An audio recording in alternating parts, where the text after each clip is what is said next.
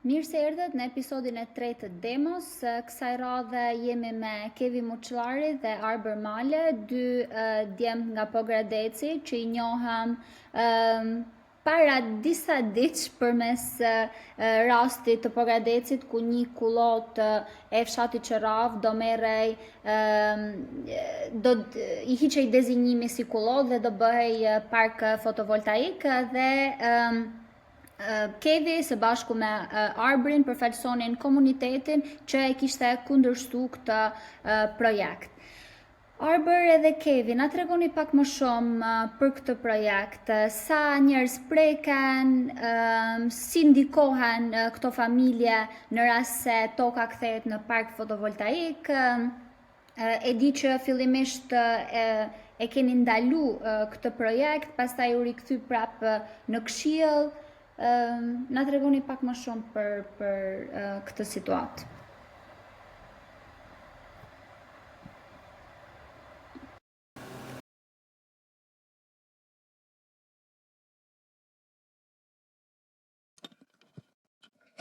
Po ja le Kevit atëherë, me qenë se është njeriu i zonës edhe ka më tepër informacion sa i përket familjeve dhe gjithçka tjetër. Pastaj unë do flas në lidhje me vendimin e Këshillit Bashkiak, çfarë ka ndodhur aty e mëtej.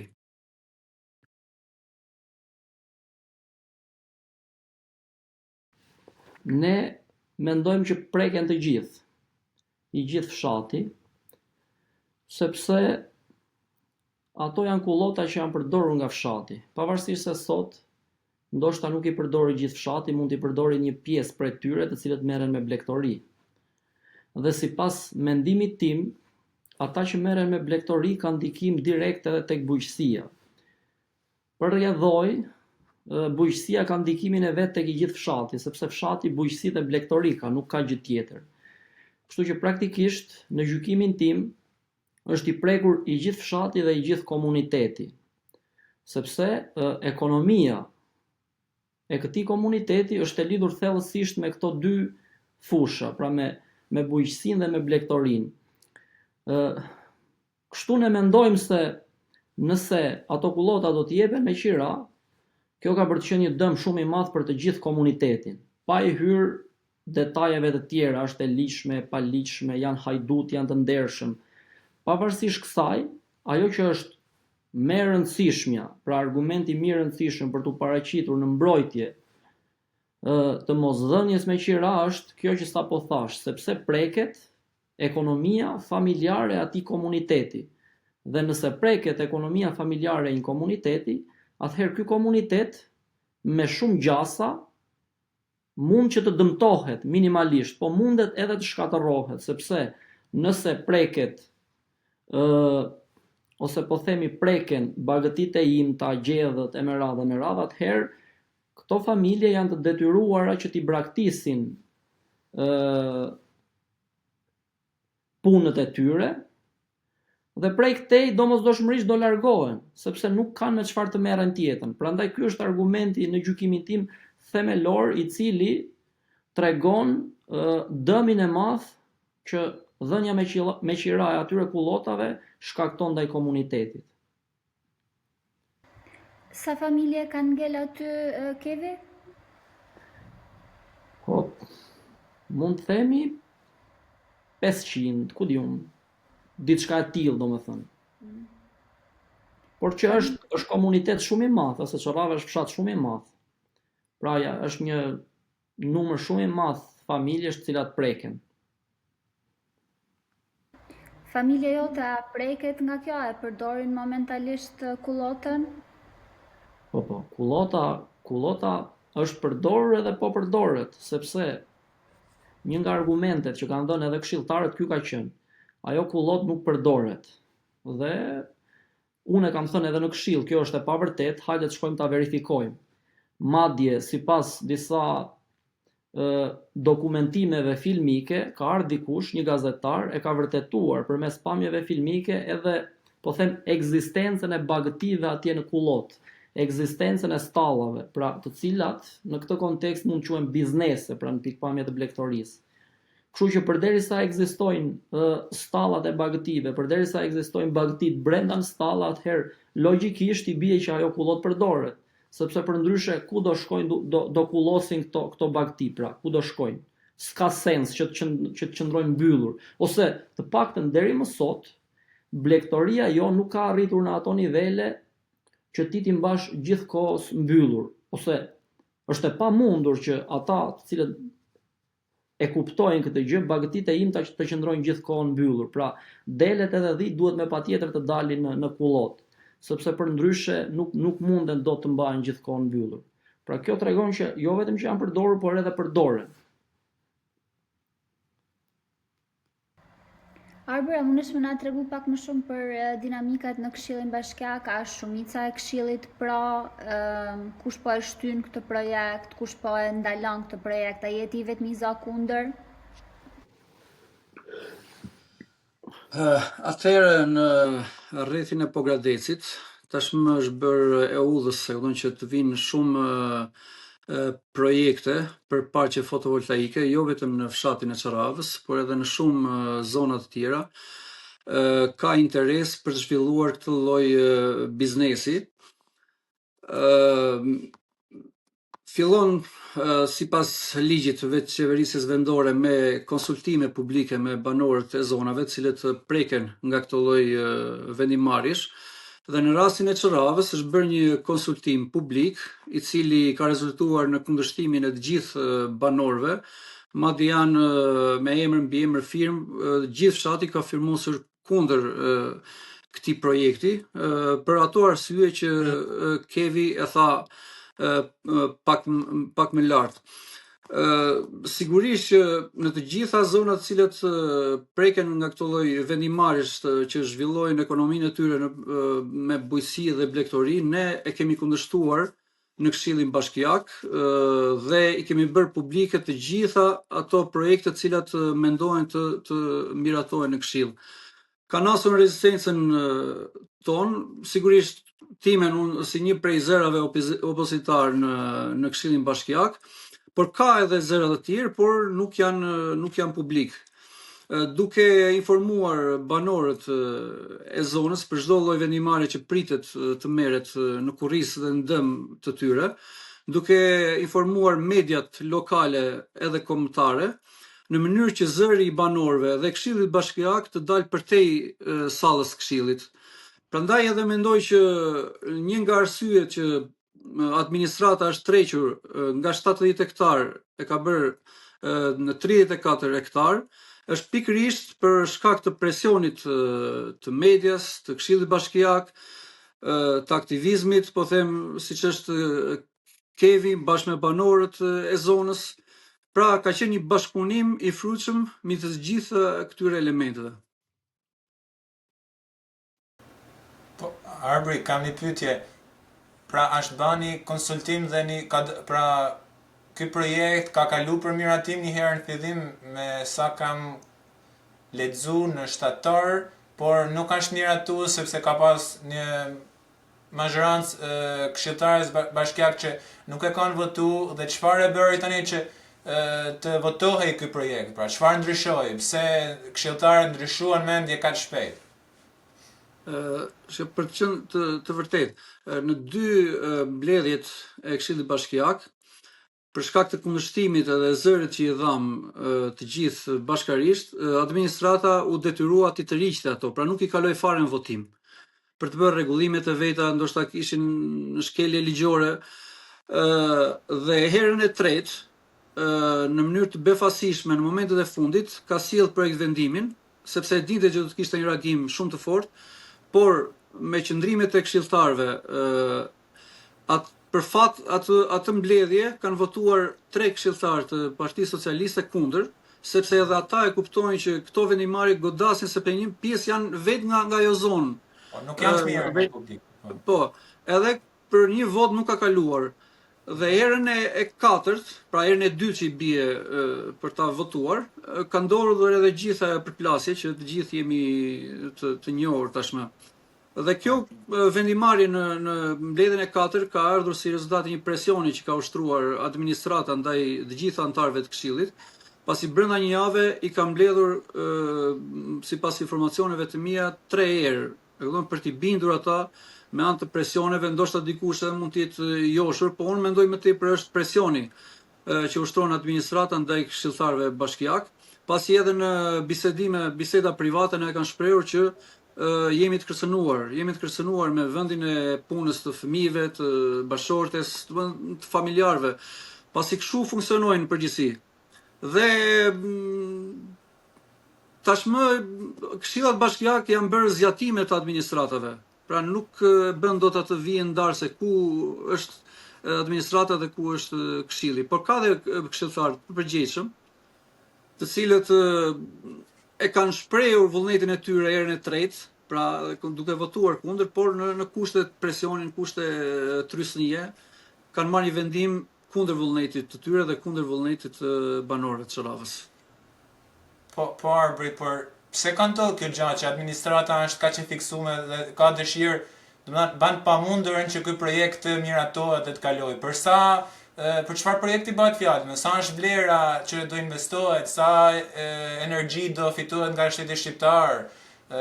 Pse kërkon mendimin tuaj edhe Kevin nëse ka diçka më dhënë koment? Pse administrata kërkon me kaq ngulm që të miratohet ky projekt? Pavarësisht ju e thatë dy që është në dëm të banorëve.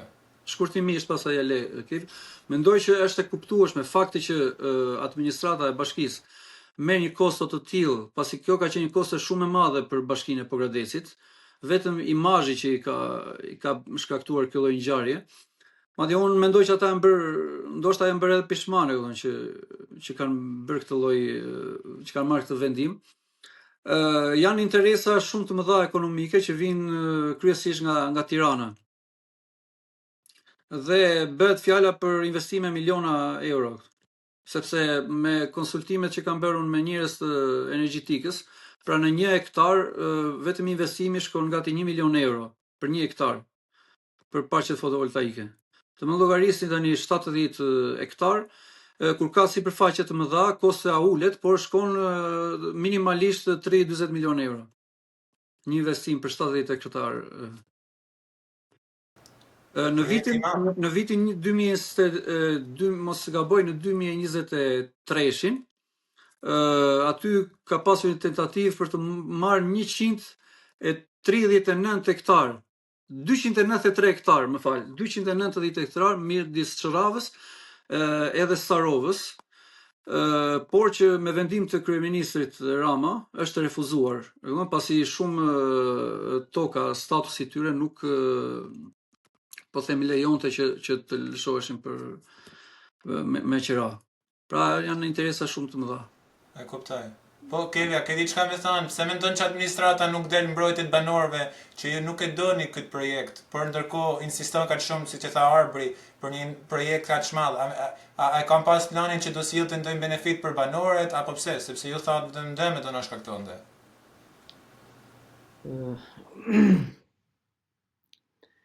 Po sepse unë mbroj këtë tezë, kjo është e sigurt që janë interesat më dha, që mund të jetë i përfshirë kryetari i bashkisë, që ndoshta mund të jenë përfshirë edhe të tjerë zyrtar të bashkisë. Po për mua kjo nuk është hiç tragjike, se tek e fundit ata kanë zgjedhur ta bëjnë këtë gjë edhe nuk mund të presësh më shumë se kaq nga njerëz që nuk arrin të ngrihen në nivelin e detyrës. Ajo që është tragjike është që njerëz me mendësi biznesmeni janë katapultuar në politikë, ndoshta edhe përmes meritës së tyre, dhe tashmë mendësinë e tyre thellësisht ekonomike, e cila thot biznesi ka synim të fitojë. Dhe ti në përpjekjen për të fituar legjitimohesh të bësh çdo gjë me qëllim që të fitosh. Kjo lloj mendësie për fat keq është katapultuar në politikën tonë. Edhe Pogradeci nuk bën përjashtim, sepse në gjykimin tim, nëse flasim për politikë, kjo jo në kushte ideale, në kushte thellësisht normale, demokratike. Madje aty ku jetoni ju, kjo është më pak se normalja, jo normale, më pak se normalja. Që do të thotë, njerëzit të cilët janë zgjedhur për të përfaqësuar interesat e qytetarëve, më së pari kanë shqetësim që të përfaqësojnë interesat e qytetarëve. Për më tepër, në qoftë se bëhet një rezistencë shumë e madhe kolektive dhe po ashtu tregohet haptazi se çfarë dëme pritet sjell kjo lloj vendimarrje. Sa kaq, pra ato kullota janë realisht kullota dhe mund të quhen kullota pjellore, aq sa mund të quhet kullota pjellore. Që do të thotë, Sharrava ka pafund mal, ka pafund pyje, ka ndoshta pafund edhe male me gur ose lëndina me gur. Kështu që ekziston mundësia që këta të shkojnë dhe t'i bëjnë panele diku tjetër dhe askush nuk është kundër. Pra që kjo të kuptohet, edhe këta zotrin të mos tregohen kaq të papërgjegjshëm, edhe ne të mos dukemi si irracional. Ekziston mundësia që të shkohet diku tjetër dhe të bëhen këto panele fotovoltaike. Le t'i bëj kush të doj.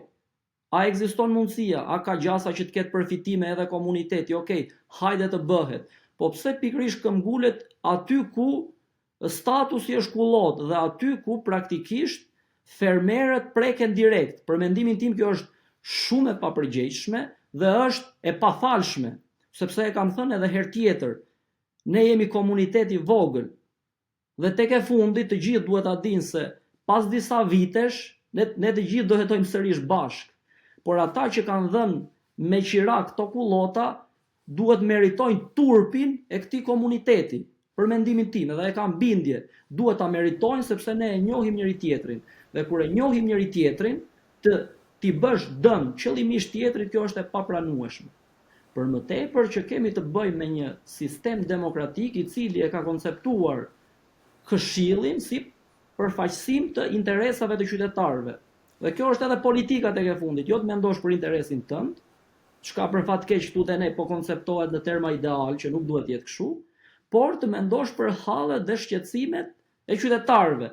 Dhe kjo për mendimin tim është skandaloze, pra fakti që këta po tregohen kaq të papërgjegjshëm për të shkatërruar kullotat e një fshati, që për më tepër ekziston mundësia të shkohet diku tjetër dhe të bëhen po te ai fshat, pra panelet fotovoltaike. Kevi, kjo që thua shumë e rëndësishme, a keni pas mundësi me fol me investitorin, a ka studim real që e konfirmon këtë që thu ti, pra që ka toka shumë të mira tjetër kund që nuk përdoren gjërësisht nga komuniteti dhe që mund t'i përdorë kjo kompania investimet? Jo, që ka kodra se nuk ka male Sharrava. Ka kodra pa fund Sharrava, kjo është e sigurt. Madje edhe aty ku duan të shkojnë ata ka disa pjesë që janë me gur. Le ti të shkojnë atje, nuk prish punë fare. Ndoshta të bëjnë edhe rrugën, sepse ata i duan të gjitha gati uji, rruga, çdo që të jetë gati edhe hajde ti marrim ne përfitimet. Pra, unë nuk kam bërë asnjë lloj konsultimi me asnjë ekspert. Unë thjesht konstatoj që Sharrava e ofron këtë mundësi. Pra për të treguar që ne nuk duam, pra ne nuk kemi diçka personale me askënd dhe të kuptohet që nëse është mundësia për të zhvilluar ky projekt, le të zhvillohet. Po pse duhet që për më tepër ta bëjnë këshilltarët këtë gjë, pse duhet që të ndërmerret një projekt i cili teksa synon përfitimin, synon edhe të dëmtoj, të shkatërroj një kullot, sepse ajo do të bëhet e papërdorshme, nëse do të vendosen panelet fotovoltaike, atje nuk mund të shkojnë më të kullosin baktia, s'ka kuptim, sepse nuk do të ketë më diell. Kështu që ky është opinioni im. Prandaj unë e quaj skandaloze këtë. Dhe sigurisht unë nuk jam konsultuar me ekspert. Tek e fundit le të shkojnë vetë ekspertët atje dhe ta verifikojnë në terren si është situata. Sepse ata, zotrinjtë e bashkisë, njëherë thoshin është zhavorishte, njëherë thoshin është e papërdorshme, pra të gjitha këto dolën që ishin gënjeshtra, sepse nuk janë të vërteta. Kevi, the pak më para se pra është dhënë me qira kullota, por në ndjenin tënde, sa është qiraja vjetore që do paguhet për këto 34 hektar kullot? Nuk e di edhe Arbri mund të ndihmojë nëse. Dhe tjetra, një pyetje e dytë është se dëgjum nga Arbri se është bërë presion një pjesë të administratës pra një pjesë të Këshillit Bashkiak nga administrata që ta votojnë pra këtë herën e fundit, që edhe kalojnë fakt në Këshillin Bashkiak. Ndjenin tënde dhe sa ke dëgjuar nga banorët, a ka pas presion edhe tek banorët nga administrata publike, ndoshta edhe nga kompania në fjalë për t'u përqanë idenë që ju ishit bashkuar dhe që në fund kaloi pa probleme edhe nga banorët, pra pa përplasje, apo? Për mua apo për Arbrin? Jo, fillimisht për ty edhe për Arbrin, pastaj Po, me sa di unë nuk ka pasur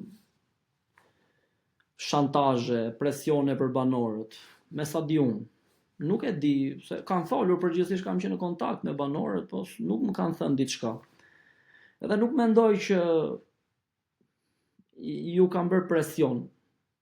Pra sigurisht, aty duhet nuk mund t'ju bëni presion banorëve, kanë kujt i bëjnë presion ata. Pra, pa ju hyrë në detaje kujt mund t'i bëjmë presion, dihet që ekzistojnë edhe institucionet lokale, që do të thotë, aty është mundësia më e madhe për të bërë presion. Pra pa hyrë në detaje se më shumë për të ruajtur etikën, jo se kam ndonjë merak tjetër. Që do të thotë,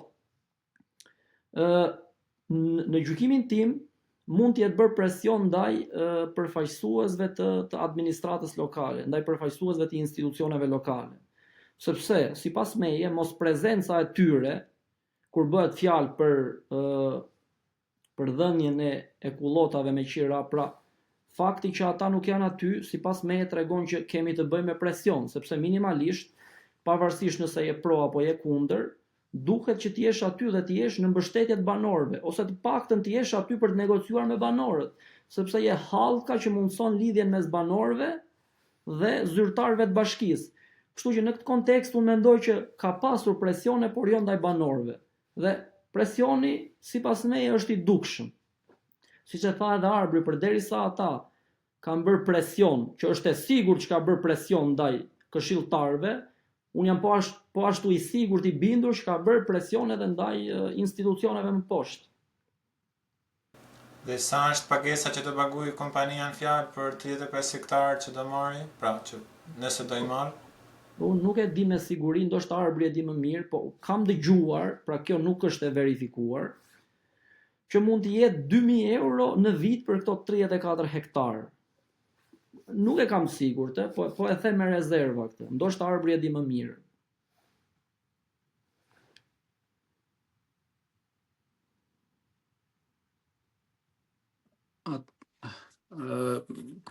Se përket pagesës, pak a shumë kjo shifër, domethënë diskutoi për 70 milion lek ose 70.000 euro në vit, domethënë që ishin të ardhura për Bashkinë e Pogradecit.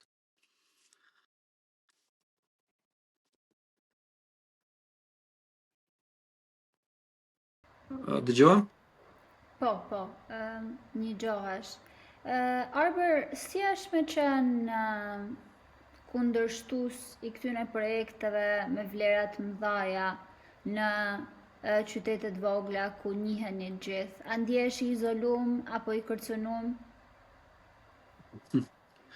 Që të bësh oponencë në qytete si Pogradeci nuk është edhe fort komode dhe lehtë, me thënë drejtën. Pasi shumë projekte që vinë ose vendimarrje dhe kundërshtimin e tyre ose po them t'ja për zë të gjitha atyre vendimeve që synon të marrë bashkia dhe administrata, prek interesat e shumë njerëzve të cilët ti ndoshta ke një lloj lidhje po them shoqërore, ndoshta edhe familjare, më ka ndodhur tashmë. Ndoshta unë nuk e kam ditur, por nuk ka asnjë lloj rëndësie për mua që për denoncimet që bëj shpesh herë, më marrin miq, shok të afërm, thonë që ore dalë se aty është filani, pasi qyteti Pogradeci është një qytet i vogël. Por unë këtë bashkë me Kevin edhe shumë po them njerëz të tjerë aty aktivistë, tashmë këtë kemi mision. Dhe në qoftë se do të fillosh të selektosh kë do të denoncoj edhe kë jo, ndaj kujt do ngre zërin, atëherë shumë shpejt do të bëhesh i pabesueshëm për qytetarët, ata të cilët kanë vendosur të besojnë dhe të kanë dhënë votën me anë të cilët ti je në Këshillin Bashkiak dhe i përfaqëson interesat dhe zërin e tyre. Sigurisht që për investimet të këtyre përmasave, për qenë i sinqert, ka edhe trysni edhe presion. Për shembull, sa nuk para e kam qejf kështu të flas edhe për veten edhe po për vendimarrjen e fundit ka pasur, po them, edhe kërcënime, po them kështu,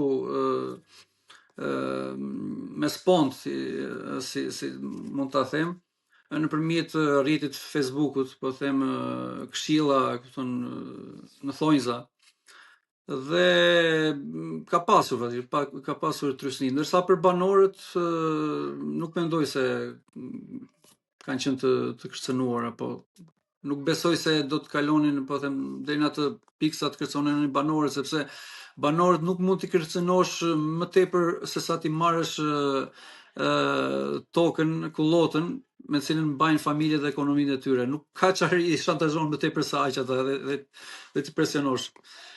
Pasi, dhe dua të them edhe diçka tjetër, Çrava është nga fshatrat që blegtorin e kanë pasur tradit, ka qenë nga fshatrat më të njohur për mbashtimin e gjedhëve.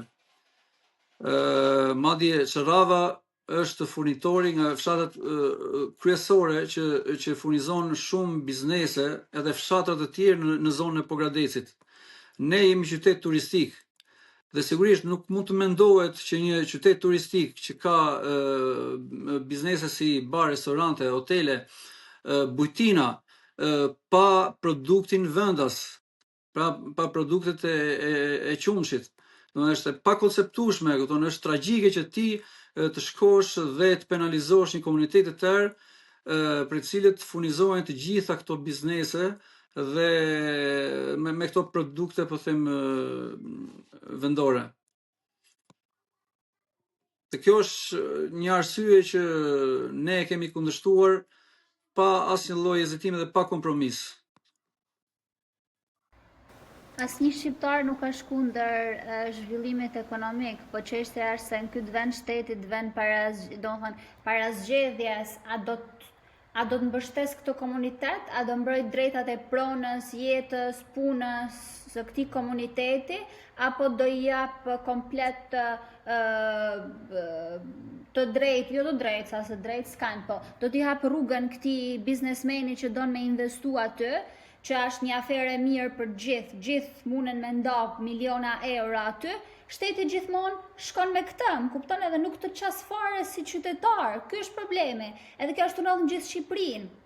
Kjo është një ndër arsyet e shpopullimit, se kudo që prekin këta për me e zhvillu, nuk e konsiderojnë fare që ka njerëz aty që kanë jetë aty. Ndus, për shembull, do ju shemin shtëpitë se do bëjnë një park, se duhet me e kthy në qendër turistike.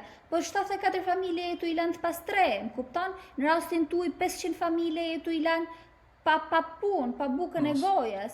A nuk mundesh, si të thënë, me menaxhu pak më ndryshe këto interesa? Po shkurte. Kevi edhe Arbri, du me ditë pak më shumë për ju, domethënë, ç'a bani, a keni qenë aktivist edhe më parë, apo si me thënë ju bani halli kur ju erdhi kjo situatë u detyrut me reagu?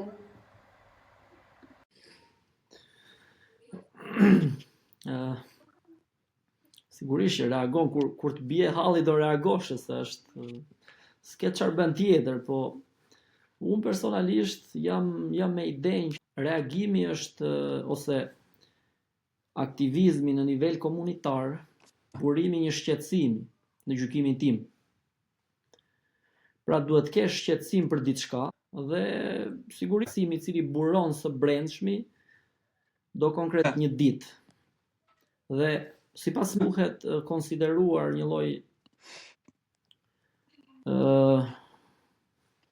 harte për mënyrën se si ne mund të ndërtojmë angazhimin civil, komunitar, politike me radhë. Sepse në momentin që ne nuk kemi shqetësim, kjo do të ishte në pikpamje komunitare. Në momentin që ne nuk kemi bindje, besime, pikpamje, kjo do të ishte në pikpamje politike, atëherë ekziston mundësia që ne të angazhohemi vetëm në dy raste, sipas mendimit tim. Ose kur të bie halli, ose kur praktikisht ti mendon se duke u angazhuar ke për të përfituar diçka. çka edhe mund të ndodhë edhe në tjera raste, por jo të jetë në qëllim në vetvete. Kështu që teza që mbroj unë është si në pikpamje komunitare, si në pikpamje politike, duhet që të kesh një shqetësim së brendshmi, pra buron nga brenda, po ndoshta ka një burim tjetër, por që gjithsesi duhet jetë shqetësimi në pikpamje komunitare. Dhe po ashtu duhet që ti të kesh një pikpamje tënden mbi botën, kjo do të ishte jo edhe aq ideale, por gjithsesi, dhe tashmë këtë pikpamje që ti ke, po angazhohesh në sferën publike, sepse pikpamjet marrin jetë në sferën publike, dhe ti po angazhohesh në sferën publike për të çuar para një projekt të cilin ti e mendon si më të mirin për përmirësimin e shoqërisë ose të komunitetit. Pra, në këto dy llogore e shohun angazhimin dhe e shoh të domosdoshme që gjithë secili ta shoh në këtë optikë, sepse përndryshe rrezikojmë të shkojmë ose tek halli ose tek përfitimi.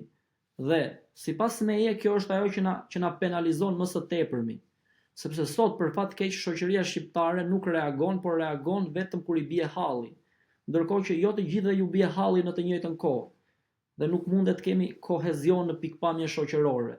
Sa kaq, ata të cilët nuk kanë pikpamje bindje politike përfshihen në politikë për të përfituar. Prandaj edhe ne kemi mbërritur sipas meje tek ideja e një politikani i cili bën biznes dhe jo politik.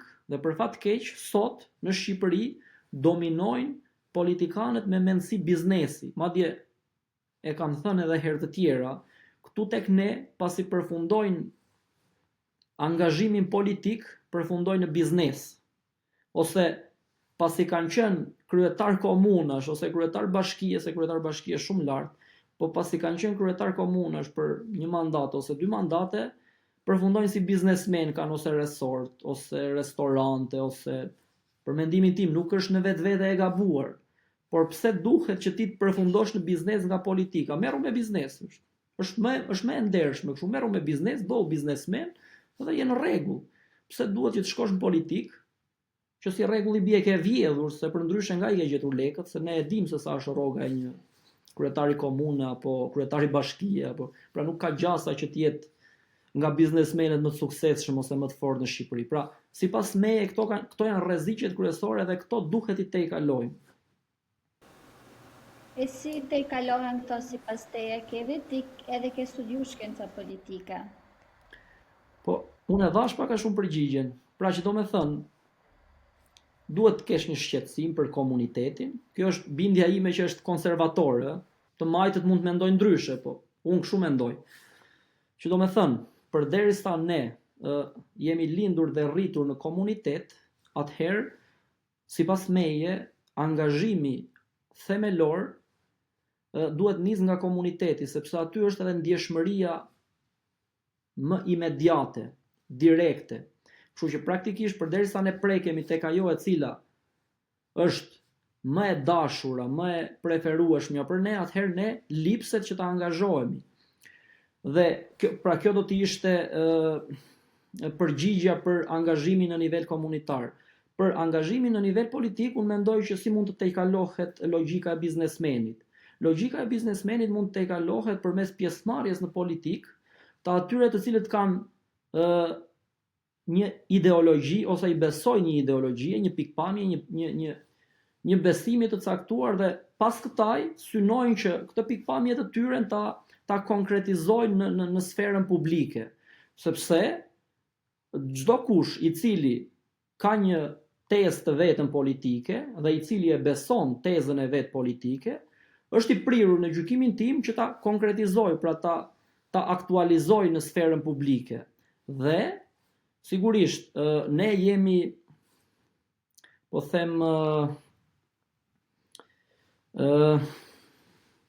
disfavorizuar ose jemi shtangur disi nga pjesëmarrja publike ose politike nga fakti se pjesëmarrja aty tashmë po shihet edhe në terma pothuajse moral nga disa pjesë të opozitës. Pra, edhe ata që synojnë të bëhen pjesë e politikës, anatemohen, sulmohen, sepse është krijuar sistemi. Por pa i hyrë se këto janë tema të tjera, domethënë. Për mua duhet që të ketë shqetësim komunitar dhe teza politike. Vetëm kështu mundet që të krijohet një projekt dhe ekziston mundësia që ne të tejkalojmë këtë krizë, sipas mendimit tim. Shumë e vërtet Kevi. Po kam një pyetje.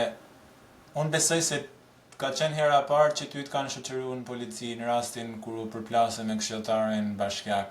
Si unë ndjeve, a menove për një moment që qa modesht mu fut në këtë punë me reagua, se nuk besoj se e ke pri faktin që do arrestohesh për t'i qka kaq të drejt sa me mbrojt token, pra kullotën ku faktikisht familja jote siguron jetesën e ta dhe qytetarët bashkëfatarët e tu, you know?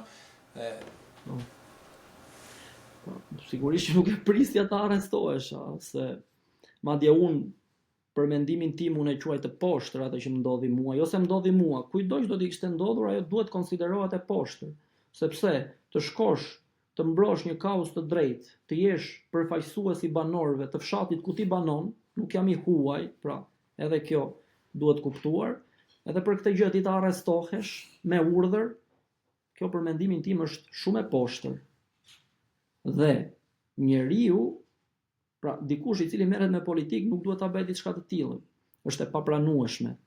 Dhe sigurisht që unë nuk e mendoja që do isha i arrestuar ndonjëherë, se nuk kisha bërë ndonjë gjë që të arrestohesha. Për më tepër që gjithë jetën në 27 vite sa jetë kisha unë ato momente, unë se kisha thyer ndonjëherë ligjin. Jo më të kisha bërë, nuk po flas për anë të tjera, po ligjin nuk e kisha thyer ndonjëherë. Edhe se kisha çuar kurrë në mendje që unë isha i burgosur. Kështu që e mendoj se është shumë e papërgjegjshme ajo që u bë ndaj meje, po kjo nuk po e përdor si viktimizim se tashmë kaloi kjo punë, si më thënë, por që thjesht të mos legjitimohet si model, pra nëse dikush është arbri, jam unë, janë të gjithë me radhë, nëse dikush ngre zërin dhe të shkojë në burg për këtë gjë, atëherë kjo është shmenduri për shoqërinë tonë. Sepse ne po ngrejmë zërin për shkakun se po goditemi, për shkakun se po vidhemi, për shkakun se po na merren padrejtësisht tokat apo pronat tona. Pse duhet mos e ngrejmë zërin? Pse nuk vepron njëjtë drejtësia për ata të cilët na vjedhin? Pra, është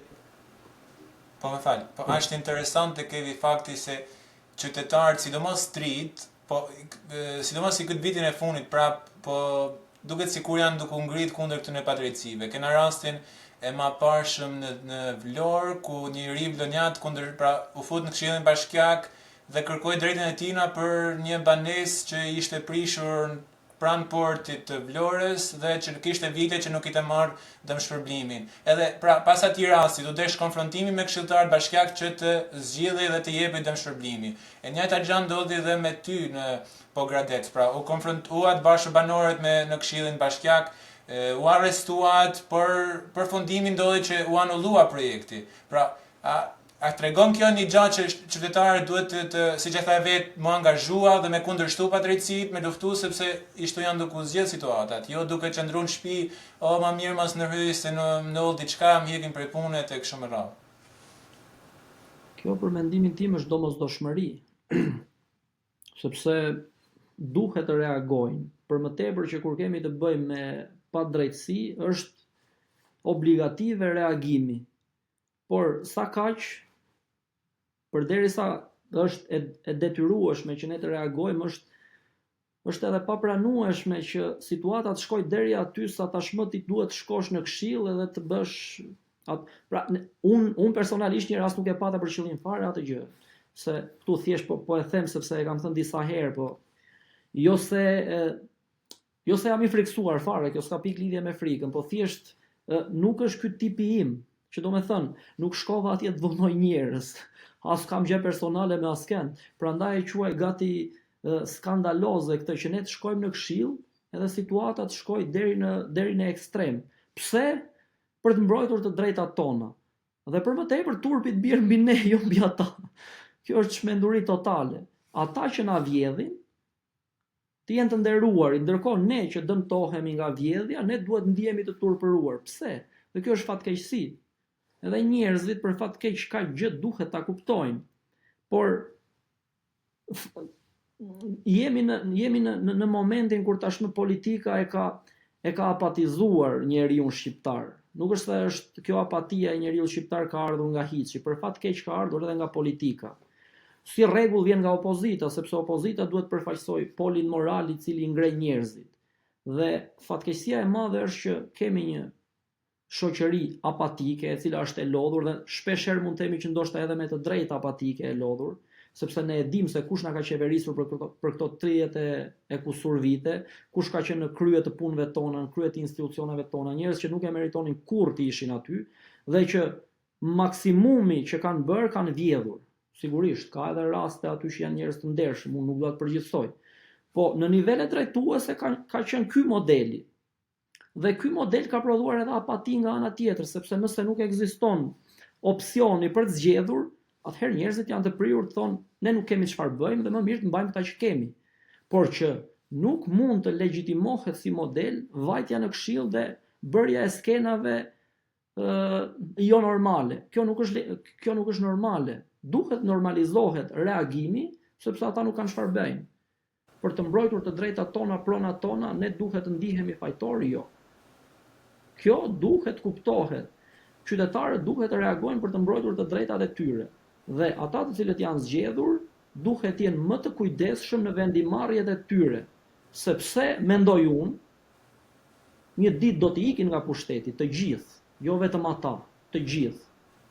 Por do të duhet të jetoj mes njerëzve, do të duhet të jetoj mes nesh.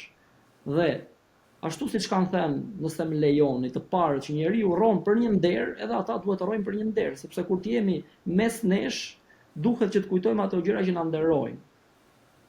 Ke shumë drejt, Kevi, kur thua për faktin që nuk duhet bëhet ulles fakti që çdo qytetar për çdo lloj padrejtësie duhet shkojnë drejt tek Këshilli Bashkiak të konfrontohen me këshilltarët e me administratën atje që ndodhet brenda, por ekzistojnë konsultimet publike, pra siç e thatë ka ndodhur, dhe kjo fakti që nuk është marrë asnjë mas pas konsultimeve publike tregon se sa fallco dhe sa fasad janë konsultimet, dhe ideja që njerëzit ankohen dhe thonë hallet e veta që jo më shok si ky projekt nuk është i mirë, na dëmton neve dhe askush nuk e merr parasysh, kjo tregon që konsultimet në fakt nuk japin fryte, janë thjesht ca shkronja në letra, zeza në bardhë sa për të mbuluar ca dokumenta dhe ca gjëra. Në fat keq. Kevin, si që po thoje, ka një shputje midis përfaqësuesit politik edhe qytetarëve.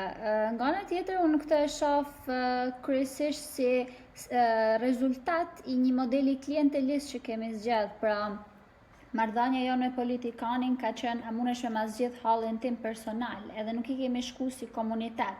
Dhe në këtë mënyrë fiton një minoritet i vogël, ose gjithë nga pak ndonjëherë, po si komunitet humbasim shumë, edhe mendoj që mënyra me e thy këtë model është pikërisht me i shku këtij përfaqësuesit politik si komunitet, ose akoma më mirë, ky përfaqësuesi politik të dalë nga ky komunitet. Edhe mendoj që këto vitet e fundit gjithmonë më shumë komunitet pas komuniteti i kanë cënu në ashtë, si me thënë, në momentin që të shemin shtëpinë, në momentin që të marrin punën, atë mënyrën e nxjerrjes së të ardhurave, si me thonë, të kanë cënu në thelb, nuk kanë që të bëjnë më. Edhe janë pikërisht këto komunitete që duhet të organizohen edhe nxjerrin përfaqësuesit e tyre politik.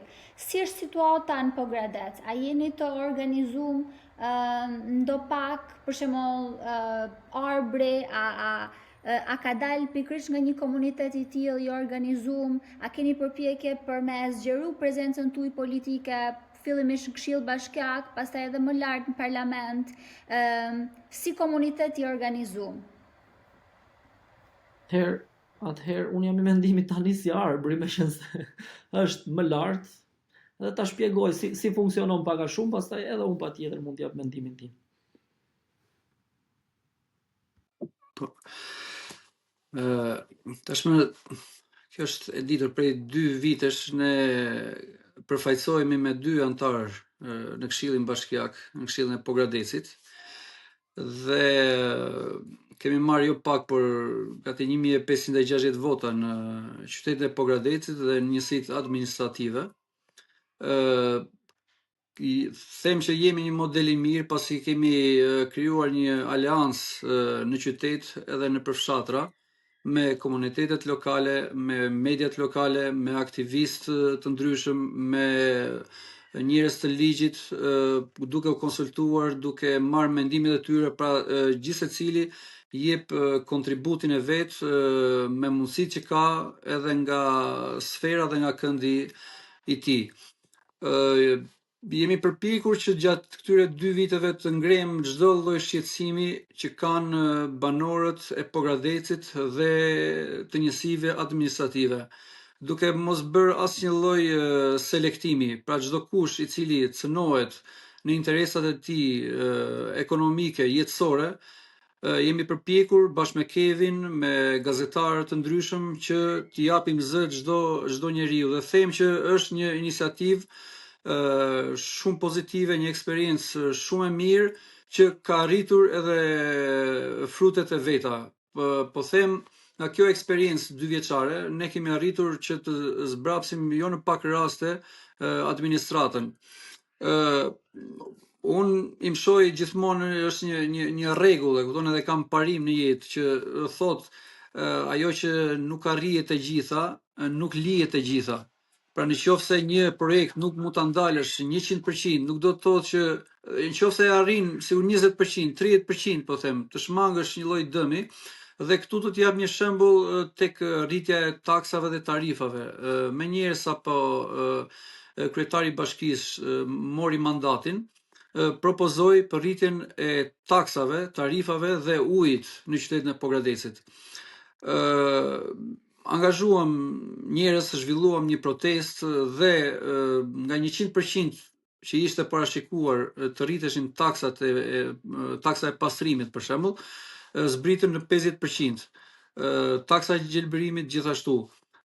Kemi një sër vendimarrjesh që i kemi kthyer, siç është një rast, po them, në një fshat tjetër, në fshatin Guras, ku atje janë shmangur disa herë, po them, nuk kanë arritur as ta sjellin si projekt vendim, duke njohur edhe pak natyrën e njerëzve aty të komunitetit, që as kanë bërë përpjekje që ta sjellin si projekt vendim Këshilli Bashkiak, pasi e kanë ditur që aty do të kishte një përplasje shumë të fortë. Ama gjithmonë duke i sensibilizuar, duke dhënë informacionin në kohën e duhur, pasi vitën parë shumë projekt vendime janë kaluar dhe banorët e kanë marrë vesh vetëm pasi janë miratuar, madje mund të kanë marrë vesh 2-3 muaj më vonë kur investitori ka shkuar në derën e shtëpisë. Dhe them që kjo ka qenë një eksperiencë e mirë dhe ka një lloj rezistence tashmë në qytetin e Pogradecit. Po them të gjitha këtyre hallkave dhe bashkëpunimit të gjithë faktorëve. Nuk ka zgjidhje tjetër për banorët përveç se të reagojnë, të protestojnë. Dhe edhe administrata këtë lloj mendësie ka. Ai i cili nuk ankohet nuk e jep të drejtën. E kam vetë eksperiencë personale. Madje edhe buxhetet orientohen për zona të cilat protestojnë. Parashikohet të investohet diku dhe në momentin që banorët të një zone të caktuar fillojnë protestojnë, ngrenë zërin, i marrin nga këtu dhe i zhvendosin dhe ta çojnë atij komuniteti që proteston dhe ngre zërin. Them që rastet e përplasjes dhe konfrontimit midis banorëve, komuniteteve dhe administratave mendoj që do vinë duke u shtuar.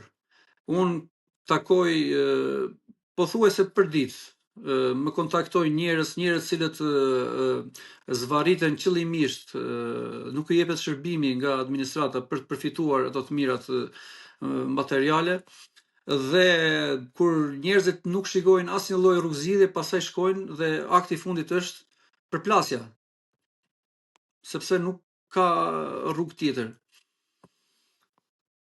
Kjo pak a shumë sa i përket pyetjes. Dhe ta vazhdoj Kevin më tej.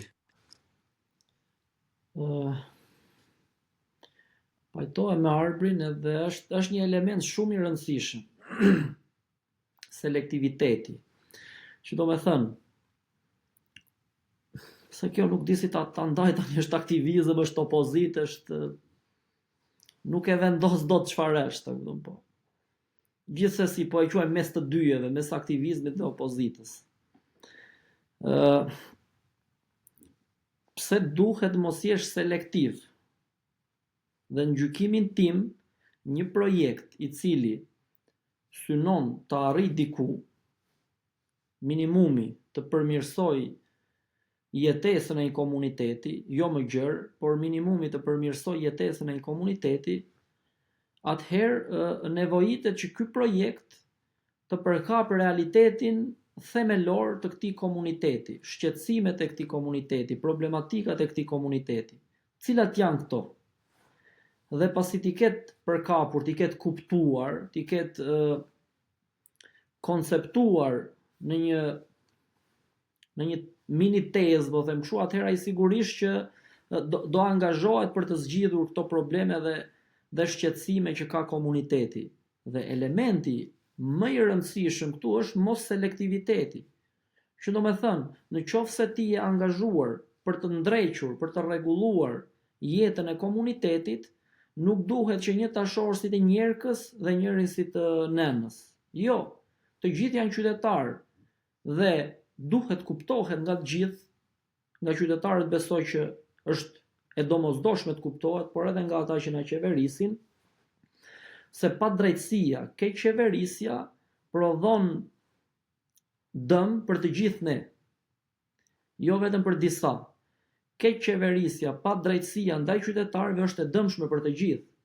Kështu që nga kjo pikpamje ne nuk duhet të jemi selektiv ndaj padrejtësisë, sepse rrezikojmë që të jemi të padrejtë edhe vetë. Si do ta ndajmë nëse duhet godasim dikë apo duhet godasim dikë tjetër. Po ashtu është e rëndësishme të kuptohet që angazhimi, siç e thash edhe në fillim, nuk nis nga ideja e të goditurit të dikujt. Kjo do të ishte për mendimin tim banalizimi i angazhimit. Jo, fare. Ne nuk kemi për qëllim të angazhohemi që të godasim njerëzit, të godasim zyrtarët, të godasim pushtetarët. Jo, kjo është në gjykimin tim e papranueshme dhe banale, sepse do të na konsideronte ne si gjobdhënës. Pra, çfarë bëjnë këta tani? S'kan me çfarë merren edhe hajde godasim dikë që të përfitojmë diçka. Prandaj është shumë e rëndësishme që të mos jemi mos selektiv në atë që bëjmë, sepse përndryshe ekziston mundësia që ne të zhndërrohemi në gjobdhënës. Por po aq është shumë e rëndësishme për projektin që ai t'i përfshijë të gjithë qytetarët. Të gjithë qytetarët ta kuptojnë se kur ndodh një padrejtësi, pushteti ka gjasa që të njëjtën padrejtësi ta bëjë diku tjetër, sepse logjika që e drejton këtë lloj pushteti është padrejtësia, është korrupsioni. Dhe përderisa ky korrupsion, kjo padrejtësi është ndërruar në sistem që në maj deri në fund, padrejtësia dhe korrupsioni do shtrihet te të gjithë, pavarësisht se për momentin prek dikë, por në instancë të fundit do na prek të gjithëve. Dhe projekti duhet domosdoshmërisht që të jetë gjithëpërfshirës, ose të paktën të synojë që padrejtësinë ta godas në themel, në parim, aty ku buron. Pra, nga kjo pikpamje unë gjykoj që projekti duhet ta kuptojë realitetin dhe të mos jetë selektiv në ato që thotë. Kjo është shumë e rëndësishme. Dhe për fat keq, kjo është ajo që i mungon sot Shqipërisë. Pavarësisht se unë shoh se ka disa tentativa, të mos tregohemi cinik në këtë drejtim, ka disa tentativa nga disa forca të reja për ta bërë këtë gjë, por që gjithsesi pritet të shohim. Kevi dhe Arbri, bashkohen ato në arrilë mendimeve tuaja shumë të vlefshme që dhatë për gjithë faktin se si qytetarët dhe shqiptarët duhet bashkohen dhe të kundërshtojnë projekte të tilla që në fakt i dëmtojnë jetën tonë. Dhe ne kemi dëgjuar të rinjë të reja, bite e këtij vendi që shprehen se po e braktisim vendin për shkaqe ekonomike, se na kërcënohet jeta, nuk kemi siguri në rrugë, nuk kemi shëndetësi efikase, na merret prona. Shiten malet për €1, Bregdeti po ashtu, uji po grabitet e kullotat po jepen me qera. dhe aktualisht vendimi për dhënien e kullotës në fshatin ku ju banoni në Pogradec shënon aktin më final të këtyre akteve barbare që po ndërmerr qeveria duke u marrë jetën qytetarëve, pra resurset me ata me të cilat jetojnë. Dhe unë ndjej vërtet keqardhje për sistemin që kemi krijuar dhe si pasojë e kësaj ju e shprehet shumë bukur që duhet luftojmë dhe ne si qytetarë të kundërshtojmë ide të tilla, projekte të tilla që synojnë të na bëjnë të braktisim vendin. Por duhet të luftojmë për të ndërtuar një jetë në vendin tonë, të rrisim fëmijët në tokën e të parëve, ta quajmë si një mesazh për të rinë shqiptar, që të bashkohemi dhe të luftojmë gjithë së bashku, se siç e tha Arbri, projektet më pas do shkatrohen dhe vetëm kështu qytetarët dhe komunitetet, duke luftuar në komunitet, do arrijmë të fitojmë të drejtat e munguara, pra ato që ne na mohojnë. Faleminderit shumë që ishi me ne në këtë podcast. Faleminderit Pablo. Shumë faleminderit, ishte kënaqësi. Faleminderit për mundësinë. Edhe Faleminderit. vazhdoni se jeni model, duhen këto modele. Faleminderit shumë Arbri dhe Kevi. Historia ju ishte shumë inspiruese, me thënë drejtën, nuk ka shumë qytete zona, po qytetet vogla në Shqipëri që kanë kriju një komunitet të tillë, edhe që janë kanë pas sukses, sepse shpeshherë janë ngreta dhe edhe nuk i ka marrë parasysh kush. E vetmja mënyra është me arrit grupin edhe me vazhdu në këtë mënyrë derisa një ditë kontrollojnë në Këshillin Bashkiak e eventualisht parlamentin. Ideja e podcastit tonë është me ju dhënë zap pikërisht komuniteteve që luftojnë për të drejtën e tyre, sepse në këtë avalanshin e zhvillimit ekonomik, po na nxjerrin gjithëve jashtë. Po nuk reagum që ky zhvillimit ndodh mbi një farë respekti bazik drejtave të njerëzit, do na nxjerrin jashtë eventualisht. Ne do të qëndrojmë kontakt, tash keni disa njerëz më shumë që e njohin atë që po bani, edhe që do ju mbështesin me aq sa munden. E idealja është me u bashku gjithë eventualisht rreth kauzave që na preken. Shumë faleminderit. Faleminderit. Faleminderit juve. Shpresojmë sa më shumë